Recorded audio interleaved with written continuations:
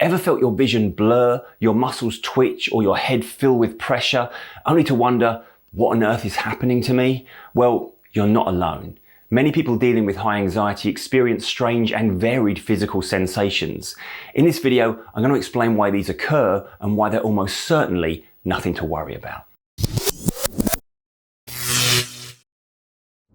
Hi, I'm Tim Box, mind coach, anxiety therapist, and for more than a decade now, I've been helping people get control of their anxiety response and develop a better relationship with their own emotional well-being. And over the years, having spoken to thousands of clients, I've noticed that anxiety, when it really kicks off, comes with all sorts of weird and not so wonderful sensations. Many of them can feel deeply unpleasant and as a result, massively concerning. That's why in this video, I want to go through a few of the more strange and less talked about effects of high anxiety. Things like blurred vision, head pressure, sudden adrenaline spikes, twitches and spasms, and talk about what they actually mean. And the reason this stuff warrants explanation is because one of the main things that keeps these sensations going over an extended period of time is the fear that they represent something dangerous. So the more we understand about where they come from and why they're happening, the easier it becomes to stop treating them like an emergency, and as a result, the quicker they settle down. Let's get into it. So first up, blurred vision. This one comes up a lot in the comments on my channel, and I know from experience how scary it can feel when your vision suddenly gets fuzzy or unfocused. It's not just about the fact we can't see as clearly, it's also about the story we tell ourselves regarding what this might mean. We might make the mistake of thinking this is something serious like a stroke or some kind of seizure, but here's what's really happening. When we go into fight or flight mode, the body starts redistributing resources. Blood flow gets directed away from things like digestion and fine motor skills and instead gets sent to the big muscle groups like your legs, your arms, your heart and lungs.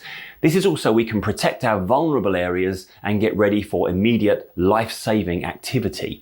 As a result, your pupils also dilate, and this can mess with your focus and depth perception. Combine that with the tension in the muscles around your eyes and face, it's no wonder your vision starts to feel a bit off. But blurred vision during anxiety doesn't mean there's something wrong with your eyes or your brain. It just means your nervous system has decided to prioritize survival over clarity. Once the danger signal lowers, and it will, your vision returns to normal. Next up, head pressure. This is that feeling like your head's being squeezed, or that there's a tight band around your forehead. Maybe you even feel a bit lightheaded or like your brain's about to overheat. This is an extremely common effect of anxiety. When we're anxious, our body tenses up. That includes the muscles in your neck, shoulders, and scalp. Over time, that muscle tension can build up and create that weird sense of pressure or tightness. But again, it's not dangerous. It's just your body trying to respond to what it believes is a threat. Sometimes the fear is that this is the start of a migraine or even a brain tumor, but it's not. This is the inevitable natural effect of prolonged tension in that area. It might feel uncomfortable, yes, but ultimately it's not harmful.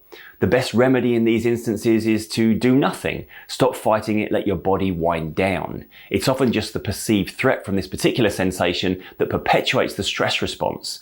If we allow ourselves to let go of the need to treat this like an emergency, then the pressure goes when the stress response goes. Okay, next one, those sudden adrenaline spikes. I have a lot of clients tell me a very similar story. They're lying in bed, they're calm, and then boom, their heart suddenly starts racing. Their stomach drops and they feel like they've been jolted with an electric shock of fear. Perhaps you might have experienced this yourself. This is a classic adrenaline dump. This is your body kind of testing the emergency system. After all, the fight or flight response isn't just for external threats. If your mind is in a heightened state of alert, which it probably is if you're constantly worried about how you feel, then it can start running its own internal fire drills. And that quick jolt, that's your body saying, are we under threat? Should I sound the alarm? It can feel pretty scary and intense, but ultimately it's short-lived and, more importantly, it's not dangerous. Once again, it's our response to this experience that then turns it into a more drawn out, protracted anxiety episode.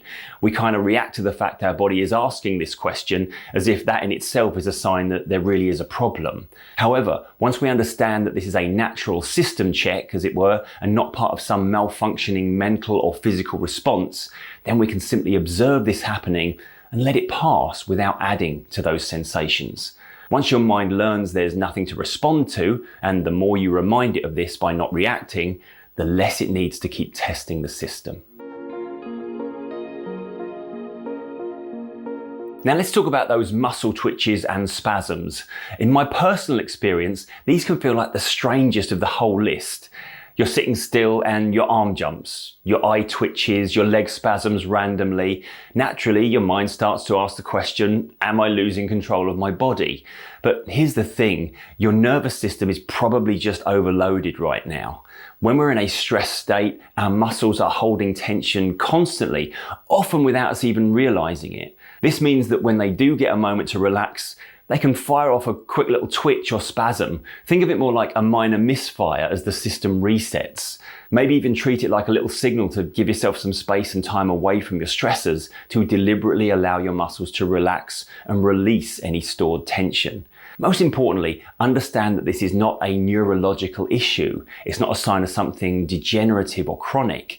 It's just a sign that your system is under pressure and needs a break. Twitches and spasms are really common in high anxiety states, but they go away when the stress reduces. So once again, don't feel the need to make them the focus of your attention. When we stop flagging them as an issue, we're effectively granting our mind permission to relax and return your body to a calm and restful state. So let's get to the point of this video. All of these sensations, from blurred vision to adrenaline spikes, have one major characteristic in common. They're not dangerous. They're your body doing exactly what it's designed to do when it thinks you're under threat. The problem is not the sensations themselves, it's your belief that they represent a problem. Every time you notice a sensation and say to yourself, oh no, what's this? Is it serious? You're effectively telling your subconscious, this feeling is dangerous, please keep paying attention to it. So your mind does what it's being asked to do. That's how the anxiety loop keeps going. The more you fear the sensations, the more you get them. But when you learn to view them for what they really are, benign, short-lived signals of a temporary stress state, you stop fueling the fear. And without fear, there's nothing feeding the flames of that fire. Your system winds down naturally. These sensations can feel strange, uncomfortable, and sometimes deeply unpleasant, but they are not signs of something more serious. Now, as I always say, if we really feel we want to get something physical checked out, then don't be afraid to reach out to your doctor and get whatever tests done to confirm that there's nothing more sinister at play here. But when those tests come back negative, understand that this means these are completely benign and unthreatening responses that naturally come with high anxiety. You don't need to be afraid of them, you don't need to fix them, and you definitely don't need to keep Googling them. Your body knows how to calm down, but you have to let it. That means not treating every little flutter, twinge, or blur as a medical mystery. They're not mysterious, they're just anxiety. And that, well, that's okay. If you found this video helpful, you might want to check out the members area of the channel, where I go even deeper into managing anxiety, calming the body, and retraining your mind using my control system method that I use with my clients. You'll also get access to my full anxiety self-help program, Clear Your Head. You'll get access to exclusive weekly live Q&As with me, where I answer your questions directly. Just hit the join button on the channel homepage or follow the link in the description. But that's it for this one. Please hit the like button if it helped, and maybe share it with someone who needs a reminder that anxiety sensations are weird, but they're not dangerous. I'm Tim Box. Always remember, be kind to your mind, and I'll see you next time.